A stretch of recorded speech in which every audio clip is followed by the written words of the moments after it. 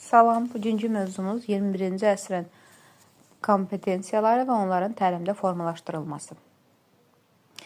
Bugün məktəb hansı insanı yetişdirməlidir? Artıq köhnə üsullarla sadəcə oxumaq, yazmaq, öyrənməklə müvəffəqiyyət qazanmaq mümkün deyil. İndiki dövrdə uşaqların gələcəkdə həm iş tapa bilməsi, həm də cəmiyyətdə uğurlu olması üçün onlara 21-ci əsr kompetensiyaları, yəni xüsusi bacarıqlar və güclər lazımdır. Müasir dünyada necə insan olmalıyıq? İndiki dünyamız texnologiya sayəsində çox sürətlə dəyişir. Hər gün beynimizə internetdən, televiziyadan, saysız-hesabsız məlumatlar gəlir. Belə bir vəziyyətdə uşaqlar robot kimi hər deyiləni kör-körani qəbul etməməlidir. Müasir insan məlumatların doğrusunu tapmağı, onları müqayisə etməyi bacarmalıdır. Dərsləri sadəcə əzbərləməməli, öz öyrənməsini özü idarə edə bilməlidir.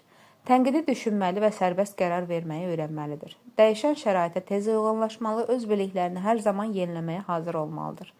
Artıq bir çox təkrarlanan rutin işləri kompüterlər, robotlar etdiyi üçün yeni iqtisadiyyat daha çox yaradıcı, mürəkkəb problemləri həll edə bilən, insanlara gözəl əməkdaşlıq quran işçi qüvvəsinə ehtiyac duyur. Avropa Şurasının müəyyən etdiyi kompetensiyalar. 21-ci əsr insanında mütləq olması lazım olan kompetensiyalar sadalanacağım birazdan.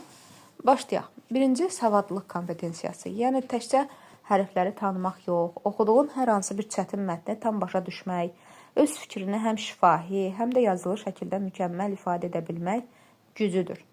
Çox dil bilmək kompetensiyası. Öz ana dilindən başqa dünyadakı digər xalqların da dillərinin, məsələn, İngilis, Rus dillərini öyrənmək, fərqli ölkələrdən olan insanlarla asanlıqla ünsiyyət qura bilməkdir. Riyazi elmi və mühəndislik kompetensiyası. Rəqəmlərlə dost olmaq, məntiqi tapşırıqları asanlıqla həll etmək, təbiəti, elmi mövzuları araşdırmaq, ağlındakı bir ideyanı mühəndis kimi layihəyə çevirə bilmək bacarığıdır. Mədəni məlumatlıq və özünü ifadə etmə, musiqini, rəsmləri, teatrı, öz xalqının və digər xalqların qədim mədəniyyətlərini tanımaq, həmçinin öz yaradıcılığını şəkil çəkməklə və ya mahnı oxumaqla dünyaya göstərə bilməkdir. Şəxsi sosial öyrənmək kompetensiyası, insanlarla dostluq etməyi bacarmaq, komandada işləmək, ən vacibi müəllim olmadan da öz-özünə yeni məlumatları necə asan öyrənə biləcəyini kəşf etməkdir. Vətəndaşlıq kompetensiyası, öz dövlətini, bayrağını sevmək, qanunlara hörmət etmək, cəmiyyətə xeyirli bir insan olmaq hüquqlarını bilməkdir. Sahibkarlıq kompetensiyası, qorxmadan yeni ideyalar irəli sürmək, təşəbbüs göstərmək, riskləri hesablamaq, gələcəkdə öz işinin layihələri qura bilmək cəsarətidir. Rəqəmsal savadlıq kompetensiyası, kompüterlərdən, planşetdən və internetdən sadəcə oyun oynamaq üçün deyil, faydalı məlumatlar axtarmaq, dərslər hazırlamaq və texnologiyadan düzgün, təhlükəsiz istifadə etmək bacarığıdır. Qısası, müasir məktəb uşaqları sadəcə məlumat anbarı etməməli, onları həyata tam hazır, çevik və çox şaxəli bir şəxsiyyət kimi yetişdirməlidir.